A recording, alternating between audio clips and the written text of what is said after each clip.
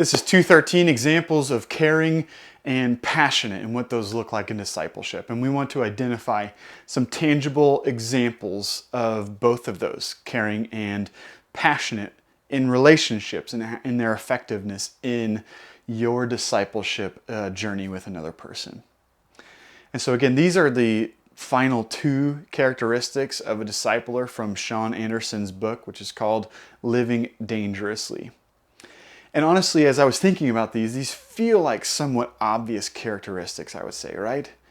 But they can actually be difficult to identify what and how it actually looks like in a discipling relationship. And so first, let's talk about caring. Again, this seems like an obvious characteristic that you should have in a discipleship relationship, but it goes beyond just simply caring for a person's soul or simply caring for a person's physical or emotional well-being. It's actually much more holistic. Caring, requires that we see people in their entirety, not as segmented people. And so we're not just working to help people get to heaven. That's obviously an incredibly important aspect of our work, but it goes deeper. It goes so much more. It goes into the person's entire being.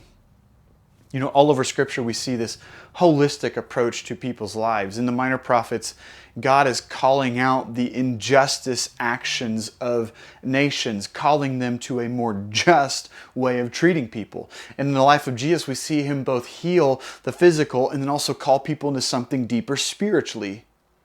One particular story, I love the story of Jesus' healing of the man that was bound in chains by his own people in the town nearby. This guy had been possessed by a demon that was causing all sorts of commotion in the town. And the people believed that the only way to alleviate their discomfort from this man's antics was to bind him in chains and put him in a part of the countryside that was outside of the reach of the townspeople. And so Jesus approaches this man and he frees him, causing calm to enter his body and mind and spirit. And there is this obvious care for the man's physical well-being in this story. But the part that I love is at the end of this story when Jesus is being forced out of the area by the townspeople who are now afraid of Jesus. And honestly, let's be real, Jesus did send their herds of pigs over a cliff, which I'm sure didn't help his cause in this moment. But as Jesus is getting ready to leave, the man who had been freed approaches Jesus and asks him to let him go with him. This guy wanted to be near Jesus, to follow him. And we kind of expect Jesus to be like, sure, come on, let's go. This is great. Because Jesus has had a history of calling people to follow him, right? But instead he says something very interesting. He says, no, you can't come. You got to stay here. And immediately I start having a panic attack because, right, Jesus, how could you tell someone no who wanted to come with you to do your work? But Jesus instead says, I want you to stay here among your people and tell them everything that has been done for you. And see, this is really important to me because Jesus entrusted his movement into the hands of a man who had just a bit ago was living in chains, naked, filled with demons. See, Jesus' work with and in people penetrates into both the physical, the emotional, and spiritual truths of their lives and changes every bit of them. So caring for people sees the physical and the mental and the spiritual condition and then seeks to be a part of bringing healing and life and peace and so much more to all of it. I have a friend who planted a church in Wenatchee, Washington, and he and his family are some of the most caring people that I know on the planet. And again, not simply because they care about the spiritual well-being of people, which they do, but because they care about the holistic well-being of people. And so I was walking with my friend in Wenatchee one time, and I was blown away at how he basically knows everyone in that town. Everywhere we were walking, he'd be like, hey, that's Matt over there. This is, Chandler. That's Joey. That's Ross. Apparently they were all named after Friends characters in Wenatchee. I don't really know. But my friend and his family have lived a life of care for people physically and mentally and spiritually in that town. And so that's the characteristic of caring.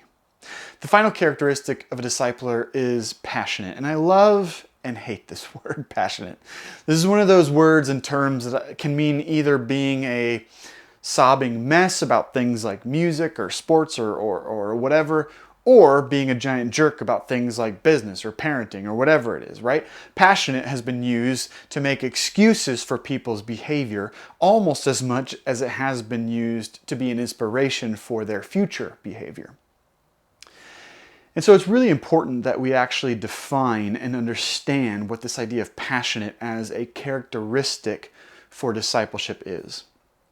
And Sean Anderson describes it as three things: people who are devoted, enthusiastic, and driven. And I like this because I feel like what we see in conversations about this word passion is much more of an external reaction. We tend to define it as someone who's the most vocal, who's the most combative, who's the most aggressive person, but those are mostly external characteristics. Devotion, however, is a desire for myself to remain within the parameters of belief and faith. Enthusiasm is sometimes manifested itself artificially, right? But real enthusiasm is seen when you look at a person and you go, they actually believe this, right? That's enthusiasm.